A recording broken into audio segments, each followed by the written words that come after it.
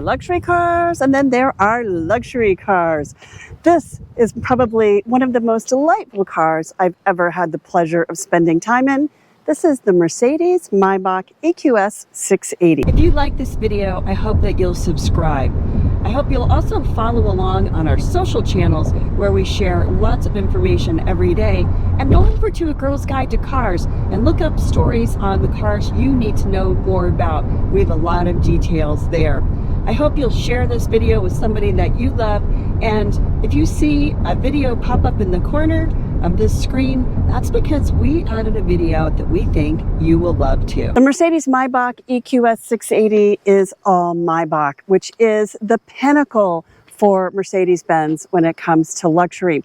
But it's also an EQS, and what that means is it's all electric. And 680 means it is just the top of the top of the top. The Maybach EQS that we're driving is two-tone with black and silver paint, but I want you to notice these almost tuxedo style details on the front grille. We're going to see that inside the car as well. The Maybach, and it is pronounced Maybach, is notable for all the details on this car.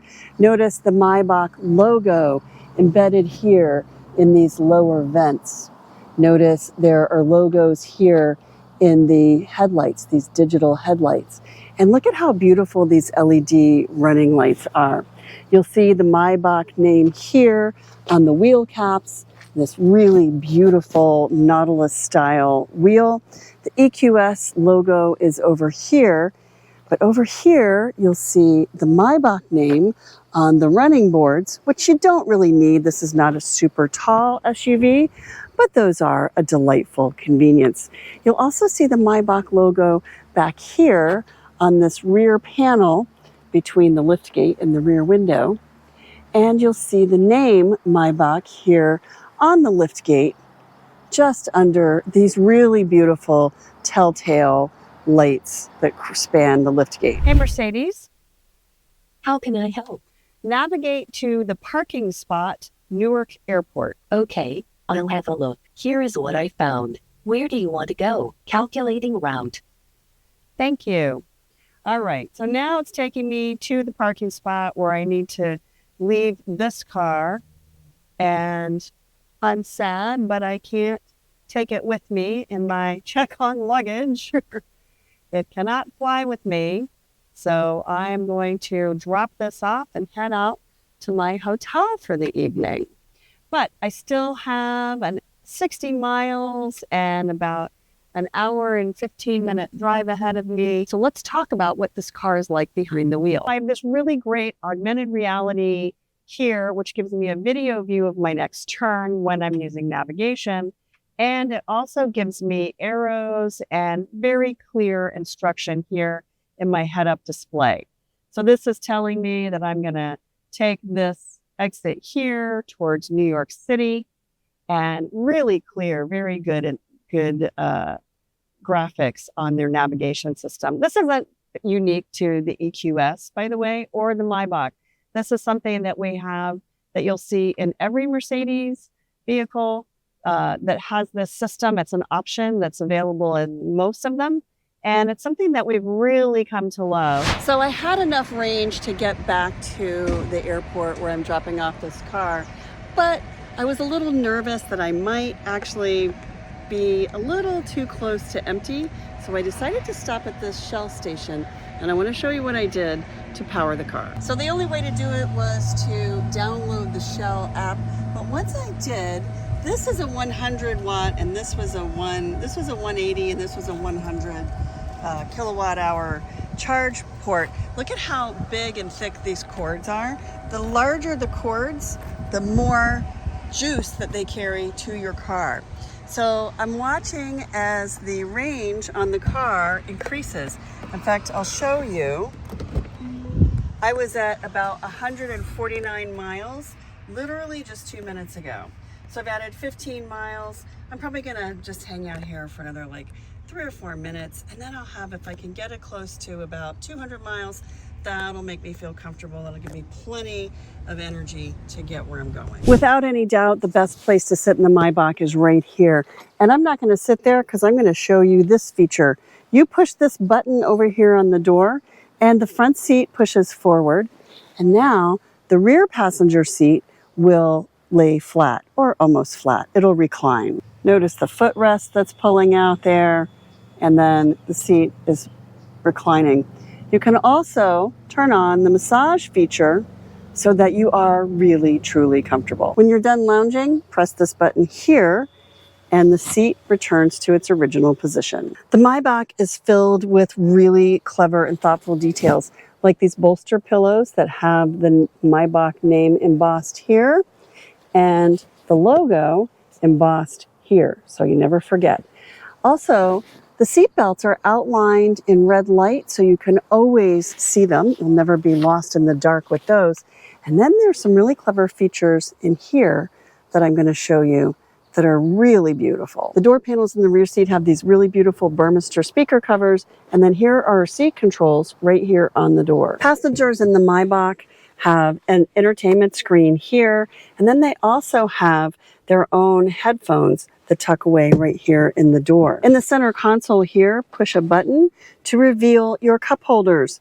Not just cup holders, these are heating and cooling cup holders. So you get to choose, do you want your cup holders to heat your drink or cool it?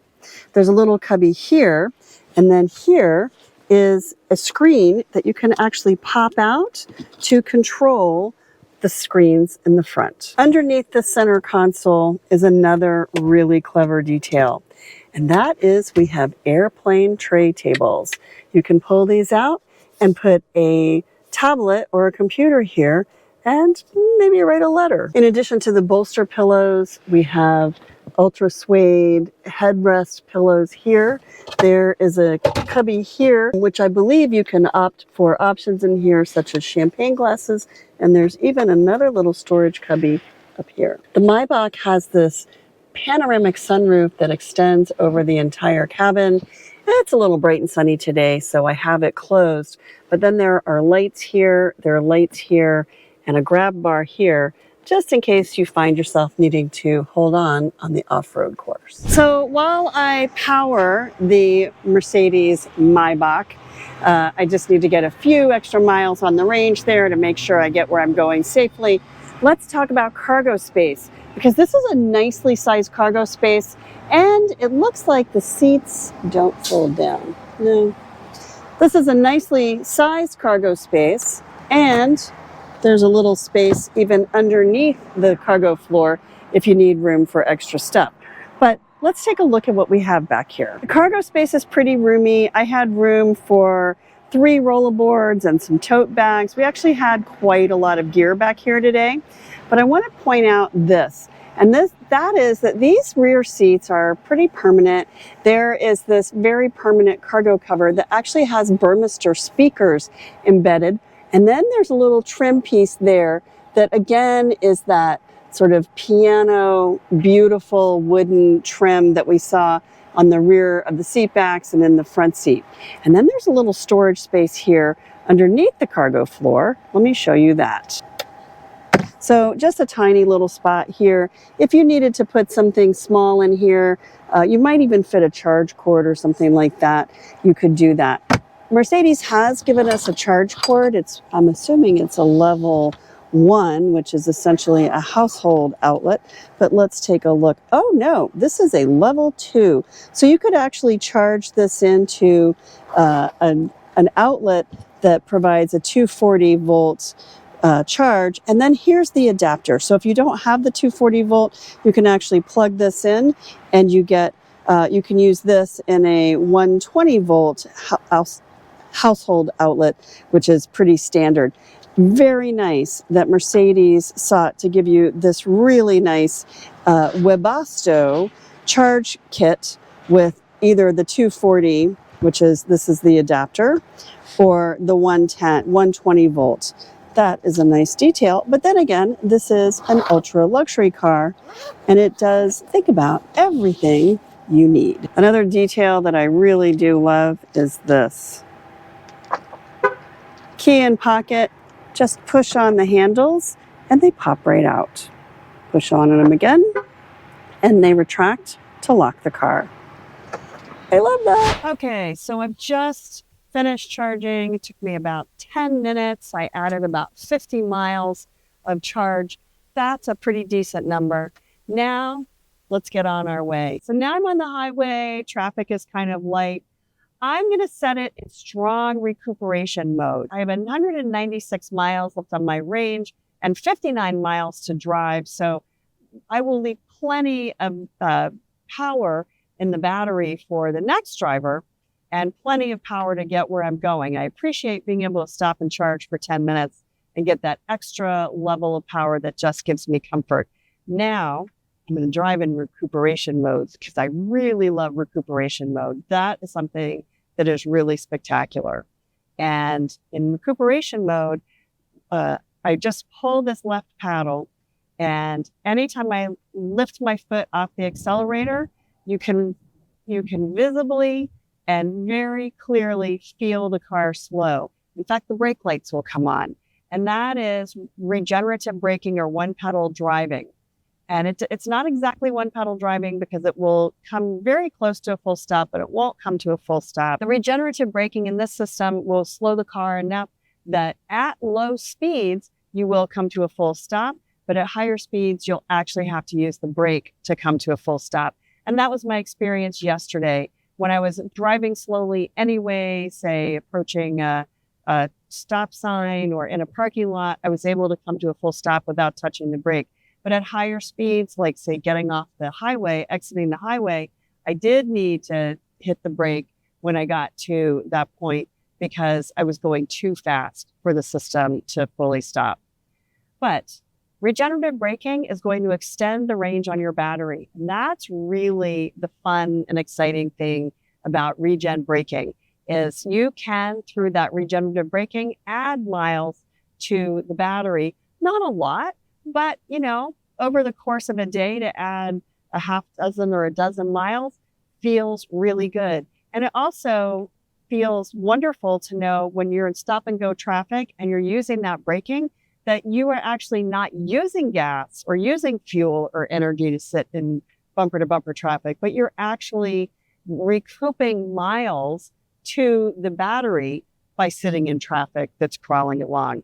That part feels really good. All right, now if you don't mind me, I'm going to set the cruise control, put my head against this lovely pillow, turn on the massaging seats. Let's find my massaging seats.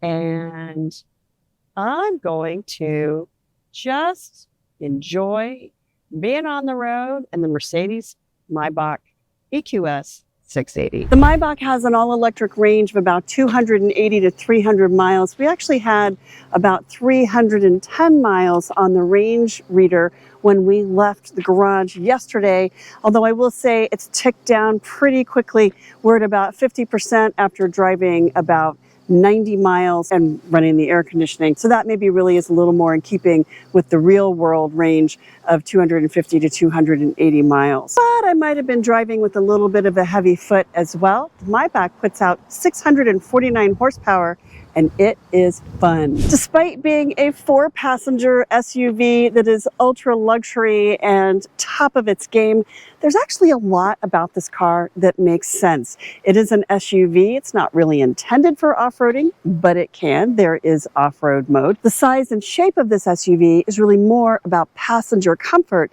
than anything else, which is really why it's perfect as an SUV.